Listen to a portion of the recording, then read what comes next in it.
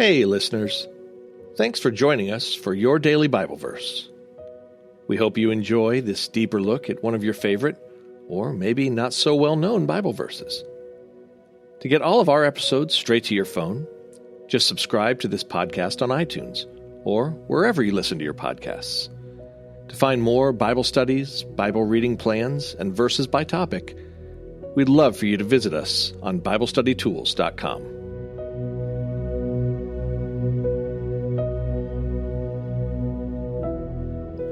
When Nothing Is Left But Love, written by Liz Curtis Higgs, read by Laura Hopkins.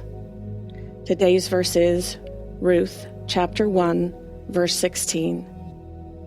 But Ruth replied, "Don't urge me to leave you or to turn my back from you. Where you go, I will go, and where you stay, I will stay. Your people will be my people, and your God, my God." I was in my 30s, established in my career and comfortable in my skin, but I was still nervous when the time came to meet my future mother-in-law.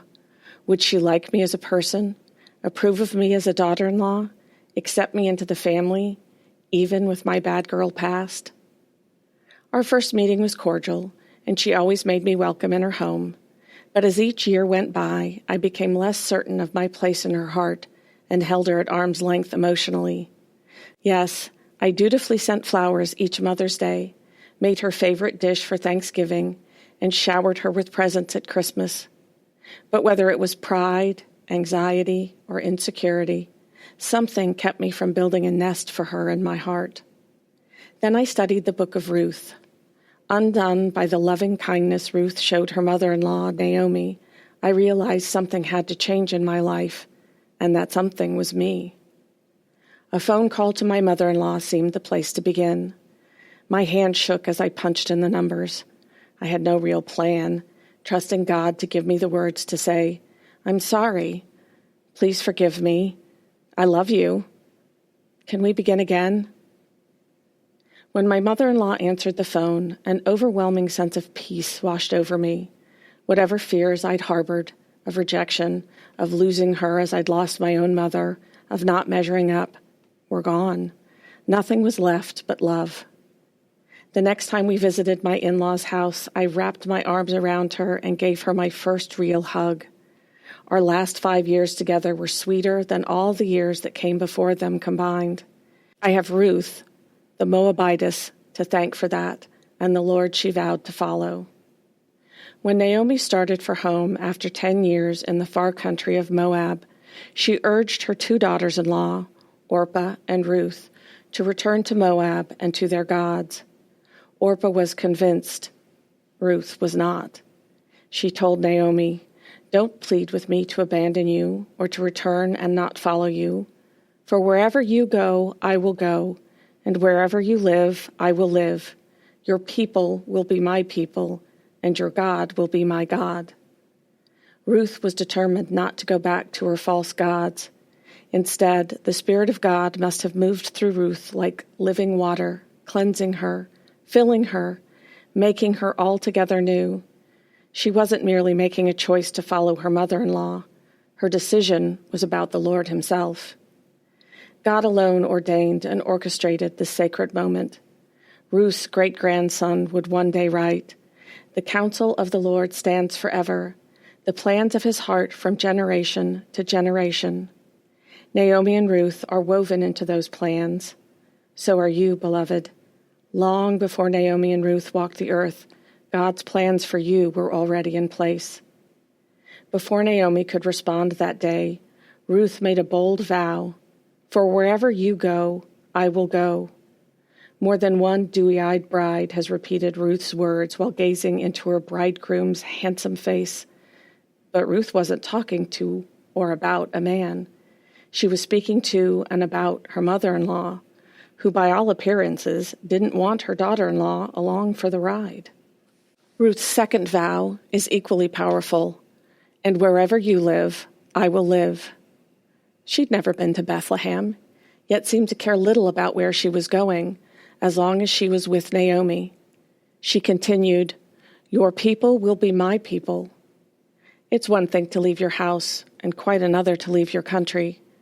Ruth promised to adopt the laws, traditions, dialect, foods, customs, folklore, and history of Israel, turning her back on the only life she knew and embracing a world she had yet to experience. We've seen Ruth's courage and commitment on display. Next comes her extraordinary leap of faith, and your God will be my God. Over the years, Naomi had plenty of time to teach her daughter-in-law about the covenant with Abraham and the Exodus with Moses. She'd also had countless Sabbaths to show Ruth what a life devoted to the one true God looked like. Yet in the end, it was God at work in Ruth's heart that made her confession of faith possible. Your God will be my God. If you have a mother-in-law, Ruth's brave example shows you how you can strengthen or rebuild your one-of-a-kind relationship. Perhaps some of these practical ideas might be helpful. Praise her good points.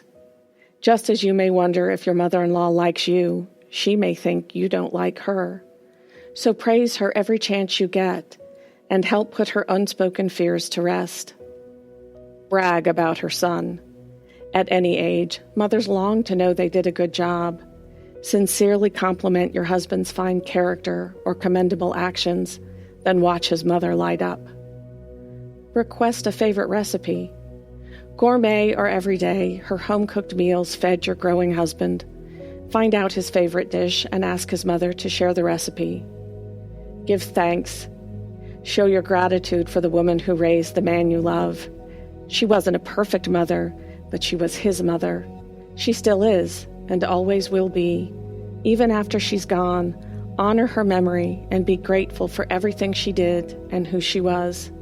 As relationships go, this one can be complicated, which means it also has the potential to go deep and wide. Open your heart, my friend. Let her in. How can you honor your mother-in-law or another older woman in your life? Are there any relationships in your life that need mending? What can you do today to begin that process?